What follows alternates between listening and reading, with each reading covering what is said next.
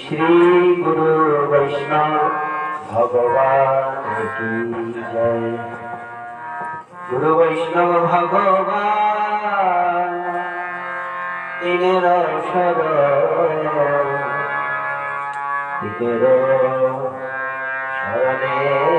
हो विघ्न विनाशन। অনায়াসে হয় নিজ বাঞ্ছিত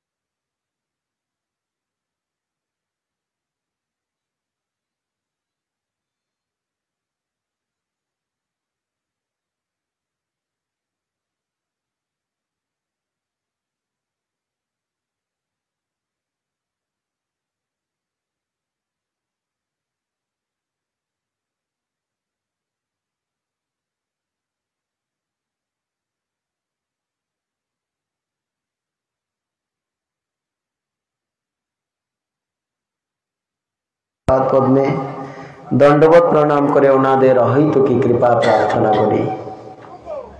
भागवत कथा श्रवण पिपासु वैष्णवगण मंचासीन पूज्यपाद तत्पर महाराज एवं अन्यान्य मातृगण सबार चरणे दंडवत प्रणाम करे सकलेर आशीर्वाद प्रार्थना करी। श्री श्री गुरु वैष्णव भगवान की जय। तो आज अनेक सौभाग्य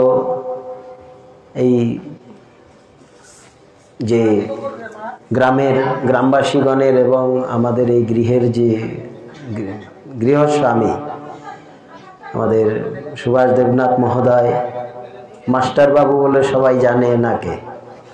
तो आमादेर एई जे ब्रजनगर कृष्णनगर एलाकाते मठेर अनेक वैष्णवगण एसेछेन विभिन्न समय आमादेर बड़ बड़ महाराजगण एसेछेन एवं एखाने विशाल बड़ नगर संकीर्तन हয়েছে विशाल बड़ एत लोक किंबा एत समागम 2017 एत आनंद হয়েছে এবং এই প্রাকৃতিক সৌন্দর্যে পরিপূর্ণ हाँ ब्रजनगर कृष्णनगर।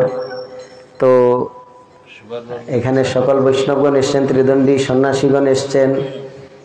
তো আমাদের এই গৃহস্বামী যে আমাদের সুভাষ বাবু নারী আয়োজনে নারী উৎসাহে হয়ে থাকে। তো যাই হোক, তো এই জন্য বৈষ্ণবগণও কৃপা করেছেন আজকে। আমি তো অনেক বৈষ্ণবকে বললাম, তো প্রথমে একটু নিরাশ হতাশ উদাস হয়ে গেলাম। এনাকে বললাম যে তাছাড়া একটু ভেতরে, তো রোড থেকে অনেক ভেতরে, হ্যাঁ, তো এই জন্য অনেক সময় অনেকের আসার যে মাধ্যমও নেই বলে অসুবিধা হয়ে যায়। তো সেই জন্য আমি ভাবলাম যাক ভগবানের ইচ্ছা। তো এখন দেখি এই গৃহস্বামীর উপরে সব বৈষ্ণবদের পূর্ণ কৃপা আছে। বলো গুরু বৈষ্ণব ভগবান কি জয়। তো এখানে তো আজকে কত লোক প্রসাদ পাবে? হ্যাঁ, 130 জন। কোথায় এগুলো? 130-এর বাইরে কোথায় আছে? হ্যাঁ, কখন আসবে? এই জন্য এখানে এখন যারা এসছেন বৈষ্ণবগণ, ভক্তগণ, অনুগামী শ্রোতাগণ, আগরতলার ভক্ত, রানীর বাজারের ভক্ত এসছেন। এইটাই হলো মানে বাস্তব সৎসঙ্গ। হ্যাঁ, পরে আসবে। হ্যাঁ, এরা পরে আসবে। এটা তো স্বীকৃতি লাগে, তো প্রসাদ ও স্বীকৃতি লাগে। হ্যাঁ, তো এখন যারা এসছেন এরা কৃপা করতে এসছেন। হ্যাঁ, কিংবা এখন যারা এসছেন সকলেই সৎসঙ্গী, সকলেই ভক্তপ্রাণ,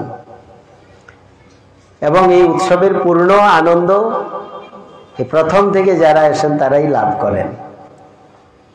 আমি বললাম তো যত ভক্ত আছে সকলেই ব্যস্ত জীবন, হয়তো প্রসাদের সময় আসবে, কিন্তু আপনি আমাদের ভক্ত সমাজকে বলুন, দেখবেন তারা প্রথম আসবে। আমি বলেছি ভক্ত সমাজকে বলুন, তারা প্রথম এসে হরিকথায় অংশগ্রহণ করবে, হ্যাঁ, হরিকথা শুনবে, ভোগারতি কীর্তন করবে, তারপর এরা পূর্ণ করে যাবে। তো যাই হোক, আমরা তো ভগবানকে ভুলে আছি। এ ভুলে থাকার জন্যই আমরা বহু জনম জনম ধরে আমরা পিছিয়ে আছি, যার জন্য সময় দিতে পারি না। এই যে একটু ভাগবতী অনুষ্ঠান হবে, তো সেখানে অনেক সময় যাওয়া হয় ঠিক টাইমে, ঠিক টাইম পর্যন্ত, ঠিক টাইম যখন প্রয়োজন। তো যাই হোক, আমরা সময় দিতে পারি না। আপনার নিচে যদি কারো অসুবিধা হয় চেয়ারে বসতে পারেন, এখানে চেয়ার আছে, কোনো অসুবিধা নেই। শরীরের অসামর্থ্যের জন্য চেয়ারে বসতে পারেন, এখানে চেয়ার রাখা আছে। তো সকল কাজের পাইগো সময় তোমায় ডাকিতে পারি না। আমরা প্রত্যেক কাজের সময় পাই, কিন্তু ভগবানকে ডাকতে পারি না, এই সময়টা আমরা পাই না। এই জন্য এই যে ভাগবতী অনুষ্ঠানগুলোতে আমরা সময় দিতে পারি না, অনেকেই সময় দিতে পারি না। কত জন্ম জন্মান্তর ধরে আমাদের এই যে বিষয়েতে আমাদের অনুরাগ এবং ওইখানে কর্তব্য পরায়ণ বোধ আছে, বিষয়ের কাজেতে কর্তব্য বোধ আছে, কিন্তু এই আধ্যাত্মিক কাজেতে কর্তব্য বোধটা নেই, এটা চলে গেছে, ভুলে আছি ভগবানকে। এই জন্য এই জীবাত্মা যতদিনে পরমাত্মার সাথে সংযোগ না হবে, যতদিনে পরমাত্মা মানে ভগবান, ভগবানের সান্নিধ্যে না আসবে, ততদিনে তার কর্তব্য কর্ম শেষ হবে না, থেকে যাবে। এবং অন্তিমকাল পর্যন্ত আমরা মনে করি অন্তিমকাল পর্যন্ত কর্তব্য কর্ম থাকে, তারপরে বোধহয় সম্পূর্ণ হয়ে যায় না। এরপরেও আমি যেই জনিতেই যাব, যা হয়েই জন্ম নিব, সেখানেও আমার কর্তব্য কর্ম থেকে যাবে, এটা শেষ হবে না কর্তব্য কর্মের। শরীর আছে তো কর্তব্য আছে, শরীর সম্বন্ধিত যে ব্যক্তিবর্গগণ আছে তাদের সাথে যে আদান প্রদান, এটা তো অবশ্যই করতে লাগবে। এই জন্য জীবাত্মা যতদিনে পরমাত্মার সাথে মানে একীভূত না হচ্ছে কিংবা পরমাত্মার নিকটে না যেতে পারছে, ততদিনে কিন্তু এই কর্তব্য কর্ম শেষ হবে না। সুখ দুঃখ জঞ্জাল যন্ত্রণা পীড়া এগুলো শেষ হবে না। তো সেই প্রসঙ্গে বলছেন যে এই জীবাত্মা এবং পরমাত্মার যেটা সংযোগ, সেটাই হলো যেটাকে আমরা বলি রাস। রাস মানে হলো জীবাত্মা এবং পরমাত্মার সংযোগ। পরমাত্মা মানে ভগবান, জীবাত্মা মানে আমরা যতদিনে ভগবানের সাথে একসাথে না হচ্ছি কিংবা ভগবানের কাছে যেতে না পারছি, ততদিন কিন্তু এটা অপূর্ণ থাকবে, ততদিনে কিন্তু আমরা রস আস্বাদন করতে পারবো না। বলো হরে কৃষ্ণা। তো এই জন্য বলে যে সাধন এবং ভজন এ দুটোই আমাদের করতে হবে। প্রথম অবস্থায় সাধন। সাধন কাকে বলে? অপক্ক অবস্থায়, অপক্ক অবস্থায় কিংবা ভগবানকে লাভ করার পূর্বে যে প্রয়াস, সেটাকে বলে সাধন। পক্ক অবস্থায় ভগবানকে অনুভব হওয়ার পর, ভগবানকে লাভ করার পর এরপরে যেটা করা হয়, যে ক্রিয়াটা করা, সেটা হলো ভজন। এই জন্য এই যে ভজন কারা করেন? যারা নিত্য সিদ্ধ পরিকর, সাধন কারা করেন? যারা সাধন সিদ্ধ, সাধন করে তারা ভগবানকে লাভ করেন। তো সেখানে যে ভগবান যে তিনি মহারাস করেছেন, আমি পূর্বে বলেছি রাস মানে হলো, এই জন্য বলেছেন यही महारास है, यही महारास है, आत्मा परमात्मा के यही तो मिलन है, यही महारास है, यही महारास है। त्रिभुवन का स्वामी भक्तों का दास है, यही महारास है, यही महारास है। त्रिभुवनेर स्वामी भक्तेर दास भगवान सेजेছেন। যিনি ত্রিভুবনের স্বামী তিনি ভক্তের দাস সেজেছেন। আত্মা এবং পরমাত্মার মিলনের জন্য তিনি রাসের বিস্তার করেছেন। এই জন্য কিছুক্ষণ পূর্বে এখানে কীর্তন হয়েছে যে শত কোটি গোপী মাধব মন রাখিতে নারিল করিয়া যতন, বেনু গীতে ডাকে রাধিকা নাম, এসো এসো রাধে ডাকহে শ্যাম। ভাঙ্গিয়া শ্রীরাস মণ্ডল তবে, রাধা অন্বেষণে চলয়ে যাবে, ভকতি বিনোদ পরমাদগণে, রাস ভাঙ্গল আজি রাধা বিহনে। খুবই উচ্চকোটির কথা, কিন্তু আমরা আমাদের স্থিতির কথা চিন্তা করব। স্থিতিটা কি? এখন যে এখানে জীবাত্মাকে বলেছেন গোপী, গো মানে হলো ইন্দ্রিয়। গো শব্দের অর্থ কি? ইন্দ্রিয়। ইন্দ্রিয় আমাদের কটি আছে? 5টি ইন্দ্রিয়, 6টি আবার কর্মেন্দ্রিয়, 5টি জ্ঞানেন্দ্রিয়, 5 6 11।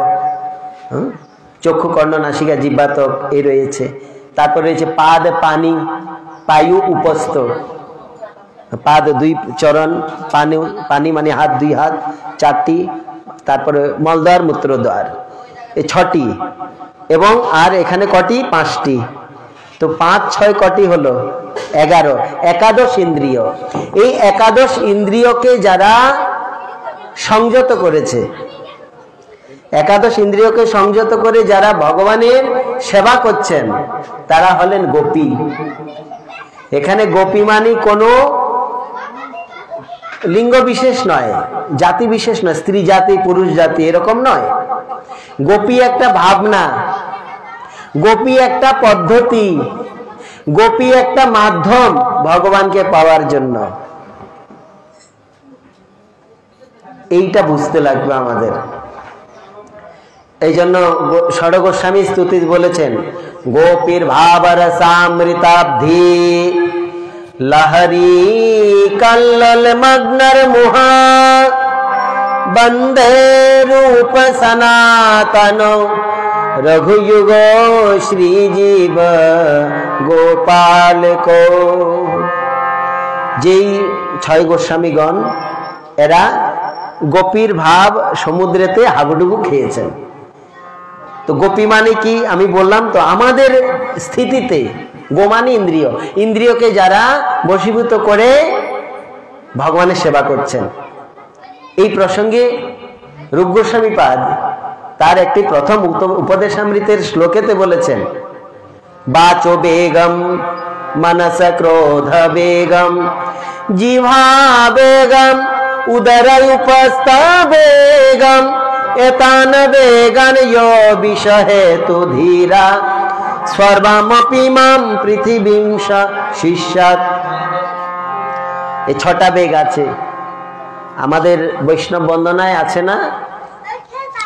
বৈষ্ণব বন্দনায় কি আছে? 6 বেগ দমি 6 দোষ সধি, তারপর 6 গুণ দেহ দাসে 6 শত সঙ্গ দেহ হে আমায় বসেছি সঙ্গের আসে। 6 বেগ, 6 বেগ কাকে বলে? এই যে কাম ক্রোধ লোভ মোহ মদ অভিমান মৎসর্য 6 বেগ। তো এই 6 বেগকে যারা দমন করেছেন, কিংবা যারা এগুলোকে যথাযথভাবে প্রয়োগ করেন, যথাযথভাবে যতটা সম্ভব, এবং যারা এই 6 বেগ দ্বারা ভগবানের সেবা করেন। 6 বেগ তুমি 6 দোষ। 6 দোষ কি? अत्याहार, प्रयासश्च, प्रजल्पो नियमाग्रह, जनसंगश्च लोलञ्च, षड्विभक्ति विनश्यति। ये 6টা দোষ। 6 বেগদমি 6 দোষ সধি। 6 দোষ 6 গুণ দেহ দাসে। 6 গুণ কি? 6 গুণ, হ্যাঁ 6 গুণ এবং 6 সৎসঙ্গ। দাদাতি 6 গুণটা কি? আহা, হ্যাঁ কি বলেছেন? উৎসাহ, নিশ্চয়া, ধৈর্য। এরকম আপনারা যদি কেউ কোনোদিন বলে দেন আমার ভাল লাগবে। এই জন্য তো আমি জিজ্ঞাসা করি মাঝে মাঝে, আমি ভুলে যাই। উৎসাহ, নিশ্চয়া, ধৈর্য, তৎকর্ম প্রবর্তনাৎ, संगोतेगात, शतो वृत्ति, षड्विभक्ति प्रसिद्धति। उत्साह, भगवान कृपा करबेन। निश्चय, आत्मिका बोध, दुटो।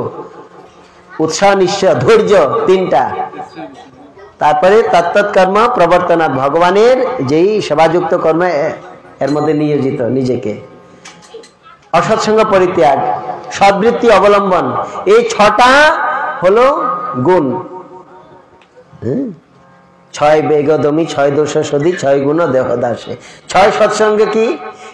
এইগুলো মানে আলোচনা খুব কম হয়, একমাত্র গৌড়ীয় মঠে এগুলো পাবেন। এত সুন্দর গোস্বামী পাদের, রূপ গোস্বামী পাদের যে কথাগুলো বিস্তার, সেখানে 6 সৎসঙ্গ কি বলেছেন?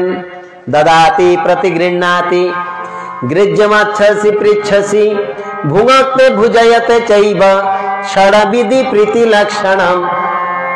রূপ গোস্বামী পাদের কথা, আমরা রূপানুগ বলি তো, সেই রূপ গোস্বামী পাদের কথা। এই হলো 6 গুণ। এই জন্য ভক্তিবিনোদ ঠাকুর বলেছেন 6 বেগদমি 6 দোষ সধি 6 গুণ দেহ দাসে। 6 সৎসঙ্গ দেহ হে আমায়, বসেছি সঙ্গে রসে। এই হলো গোপীর ভাবের মূর্ত স্বরূপ। এই 6 গুণ যার মধ্যে রয়েছে, 6 সৎসঙ্গ যার মধ্যে রয়েছে, 6 দোষ যিনি পরিত্যাগ করেছেন, তিনি হলেন গোপীর ভাবে ভাবিত।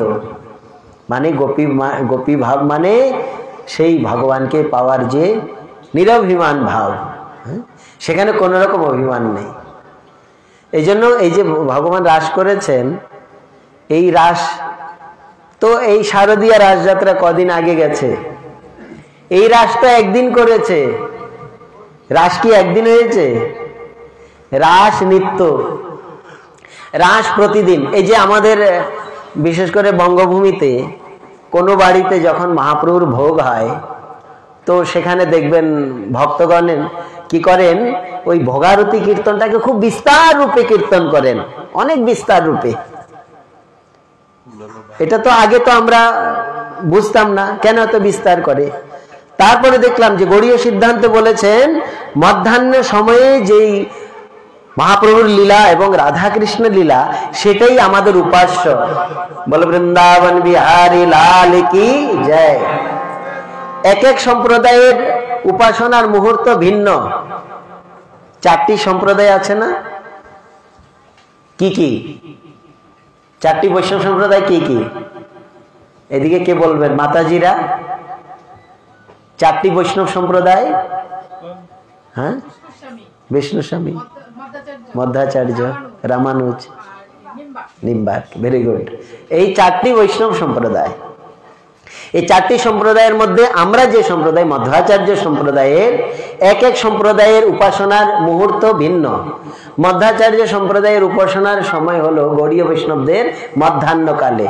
নিম্বার্ক সম্প্রদায়ের উপাসনার মুহূর্ত হলো অর্ধরাত্রিতে। হ্যাঁ, তারপর সেই পুষ্টি মার্গে রয়েছে বিষ্ণু স্বামী সম্প্রদায়, তাদের হলো প্রভাতে। এবং আরো কারোর উপাসনা আরেক কি রয়েছে, রামানুজ নৃসিংহদেবের উপাসনা, সেটা সন্ধ্যায়, নৃসিংহদেবের আবির্ভাব মুহূর্ত সন্ধ্যাবেলা। তো আমাদের গৌড়ীয় বৈষ্ণবগণের হলো কি মধ্যাহ্নকালে। এই জন্য ভক্তিবিনোদ ঠাকুর বলেছেন মধ্যাহ্নে অনন্য সঙ্গ উদিত বিবিধ বিকারাদি বিভূষা প্রমুগ্ধ বাম্যৎকণ্ঠা তিলল স্মর মখ ললিতাদি অলিনর্মাপ্ত শাত দোলারণ্যাম্ব বংশী রীতিরতি মধুপানার্ক পূজা দিলিল রাধা কৃষ্ণ সতৃষ্ণ পরিজন ঘটয়া সেব্যমানো স্মরামি। এই রাধাকুণ্ডের লীলা গৌড়ীয় বৈষ্ণবগণের মধ্যাহ্নকালের লীলা। এই জন্য ওই মহাপ্রভুর ভোগ আরতির সময় ওই লীলাটাকে বিস্তার রূপে কীর্তন করা হয়। তো এটাই রাস, রাস মানে ভক্ত ভগবানের মিলন। তো এটা শুধু একদিনই হয় নাই যে মহারাস গেল, প্রতিদিন নিত্য রাস হচ্ছে। এই সব রসলীলা যেই করে স্মরণ, শিরে দরি বন্দি আমি তাহার চরণ। এই রসলীলা মানে রাসলীলা, এটা প্রতিদিন নিত্য লীলা হচ্ছে। গৌরাঙ্গের মধুর লীলা, যার কর্ণে প্রবেশিলা, নিত্য লীলা শ্রী গৌরাঙ্গের। তো এই জন্য এই যে রাসের ব্যবস্থা করেছেন, এটা কিসের জন্য? এটা ওই ললিতা বিশাখা কিংবা মঞ্জুরি এদের জন্য নয়, যদিও এদের ছাড়া হবে না এই লীলা, কিন্তু এটা মূল লীলা হলো ওই যে যারা জীবাত্মা রয়েছে না, দণ্ডকারণ্যের ঋষিরা, তারপর অযোধ্যায় কিছু সেই অযোধ্যাবাসিনীগণ, কিছু রয়েছে মৎস্যকন্যাগণ, কুর্মকন্যাগণ, এদের মনের অভিলাষ। তো এরা এসছেন এই ব্রজেতে, মানে কৃষ্ণ সবাইকে বলছে তোমরা যাও, তোমরা আমাকে পূর্ণরূপে প্রাপ্ত করতে চাইছো, তো তোমরা গোপী হও। গোপী মানে ওই ইন্দ্রিয়কে দমন করা, গোপী মানে ইন্দ্রিয়কে দমন করা। তারা এসেছেন ব্রজেতে, ভগবান ওই ওদেরকে আকর্ষণ করলেন। বলছে তারা এসছে, কৃষ্ণ মুরলী বাজিয়ে আকর্ষণ করছেন, তারা এসছেন। তারপর ওদেরকে কেন এরকম কথা বলছে? ও কহ গোপী কিসের লাগিয়ে গহন বনেলে, হ্যাঁ তোমরা এখানে কেন এসছো? তো কৃষ্ণই তো আকর্ষণ করছেন। ভগবান গীতায় বলছেন ইয়ো যথা মাম প্রপদ্যন্তে তাং তথৈব ভজাম্যহম। যারা যেভাবে আমার ভজনা করে আমি সেভাবে ভজি, এটাই আমার স্বভাব। তাহলে তারা সবকিছু ছেড়ে দিয়ে এসেছেন ভগবানের চরণে। তো ভগবান আবার কেন বলছে যে তোমরা ফিরে যাও? এই জন্য বলছে, কোন এক বৈষ্ণব সিদ্ধান্ত দিয়েছে, বলে ওখানে রাধারানী আসতে দেরি করছেন, এই জন্য রাধারানী আসতে যেন ওই সময়টা অপেক্ষা করার জন্য গোবিন্দ এই ফাঁকে ভাবলেন এদেরকে আরেকটু পরীক্ষা করে নি। বলে রাস বিহারী লাল কি, যে রাধারানী আসতে বিলম্ব হচ্ছে, এই জন্য ওই সময়টা অপেক্ষা করার জন্য এদেরকে আরেকটু পরীক্ষা করে নি। এই জন্য আপনি একটু তিলক দেবেন, আপনি মালা দেবেন, আপনি একটু কণ্ঠিমালা পড়েছেন, আপনি একটু নিরামিষ ভোজন করবেন, আপনার আত্মীয় পরিজন, আপনার প্রতিবেশী, আপনার ভাই বন্ধু আপনাকে নিয়ে কত উপহাস করবে, কত উপহাস প্রতিহাস কত কিছু করবে। কিন্তু আপনাকে মনে রাখতে হবে আমি আমার প্রাণ প্রভুর জন্য করছি, এটা আমি জগতে কারোর জন্য করছি না। এই ভাবনায় যখন উপনীত হবেন তখনই বোঝা যাবে যে না, বাস্তব কৃষ্ণের জন্য।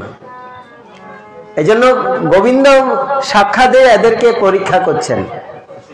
আর এই জগতের লোকের মাধ্যমে আমরা পরীক্ষিত হই। পরীক্ষিত মানে ওই সুখদেবের শ্রোতা নয়, পরীক্ষিত মানে আমাদেরকেও কেউ পরীক্ষা নেয়, সামাজিক ভাবে, পারিবারিক ভাবে, দৈহিক ভাবে, মানসিক ভাবে, আর্থিক ভাবে ভগবানও আমাদের পরীক্ষা নেয়।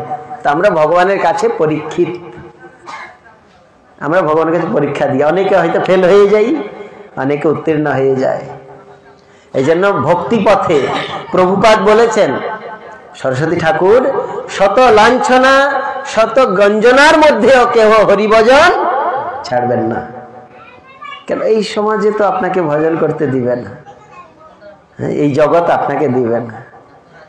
এই জন্য এখানে কৃষ্ণ সাক্ষাৎ এটা করে দেখাচ্ছেন, দেখো যে করে আমার আস তার করি সর্বনাশ, তারপরে যদি করে আস তার হই দাসের দাস। এই জন্য তিনি অশ্রুসিক্ত নয়নে দুই হাত জোড় করে বলছেন, হে গোপাঙ্গনাগণ, আমি যদি জন্ম জন্মান্তরও যদি অবতীর্ণ হয়ে তোমাদের মনের অভিলাষ পূর্ণ করি, তারপরে তোমাদের ঋণ পরিশোধ করতে পারবো না। ওই যে দাসের দাস হয়ে গেছেন তিনি। এই জন্য ভগবান এই বিস্তার করলেন ওদেরকে সেই অভিলাষ পূরণ করার জন্য। এর মধ্যে ভগবানকে প্রাপ্ত করে নিলেও যদি সৎসঙ্গ না হয় তাহলে কিন্তু অসুবিধা আছে। সৎসঙ্গ না থাকলে আমাদের মনের মধ্যে ওইগুলো আসতে পারে, ওই যে কাম, এগুলো অধিক রূপে আমাদের মনের মধ্যে আসতে পারে। ওই যে 6 বেগ, 6 বেগ, যে কাম, ক্রোধ, লোভ, মোহ, মদ, অভিমান, মৎসর্য, এগুলো আমাদের মধ্যে আসতে পারে কিংবা আছে আমাদের মধ্যে। এগুলো কি করে যথার্থ রূপে পরিচালিত হবে? সৎসঙ্গের মধ্যে থাকলে। যদি সৎসঙ্গ ছাড়া হয়ে গেলাম, কৃষ্ণ আমাদের নিকটে থাকলেও আমাদের হবে না। এই জন্য গোপাঙ্গনাগণ এরা ভাবছেন ত্রিভুবন মোহন সুন্দর আমাদের সম্মুখে রাস বিহার করছেন, এই জন্য আমাদের মতো আর নাই এই ত্রিভুবনে। তৎক্ষণাৎ তিনি অন্তর্ধান। এই জন্য সৎসঙ্গ থাকলে কি হয়, ভগবত প্রাপ্তিটাও বড় কথা নয়। ভগবত প্রাপ্তি হলো ভগবান চলে যাবে যদি সৎসঙ্গ না থাকে। এই জন্য সৎসঙ্গ থাকলে কি হয়, কি ভগবান আমার নিকটে আছে। সৎসঙ্গ নাই মানে ভগবান নিকটে থাকলেও কখন চলে যায় ঠিক নাই। এই জন্য গোপাঙ্গনাগণের ওখান থেকে চলে গেছেন, তারপরে তো তাদের কি অবস্থা। তারপরে কি করে লাভ করলেন? সৎসঙ্গের মাধ্যমে। সৎসঙ্গ মানে ওই যে দাদাতি দেনা লেনা, দেওয়া নেওয়া, খাওয়া খাওয়ানো, বলা শোনা। কি দেব? সাধুকে কিংবা যারা বৈষ্ণব তাদেরকে কি দেব? তাদের ব্যবহারিক যে প্রয়োজনীয় বস্তু সেটা দেব। কি নেব? তাদের থেকে তারা কৃপাসিক্ত হয়ে আমার প্রতি কৃপাসিক্ত হয়ে কৃপা করে যাই দিবেন সেটা আমি নেব। আমি বলবো, কি বলবো? সংসারের দুঃখের কথা। শুনবো, কি শুনবো? ওনার হরি কথা। আমি খাবো কি? ওনার অধামৃত প্রসাদ। কি খাওয়াবো? ওনাকেও আমি ওই অন্নব্যঞ্জন কিংবা বৈষ্ণব সেবা দিয়ে ভোজন করাবো। এই 6টা। তো এই 6টা সৎসঙ্গ যদি না থাকে তাহলে কিন্তু আমাদেরও ওই ভাবনাগুলো আসবে, এলে কৃষ্ণ আমাদের থেকে অন্তর্ধান হয়ে যাবে, থাকবে না। যাহা হইতে কৃষ্ণ ভক্তি করে অন্তর্ধান হয়ে যাবে। তারপরে গোপীগণ সৎসঙ্গই করলেন না।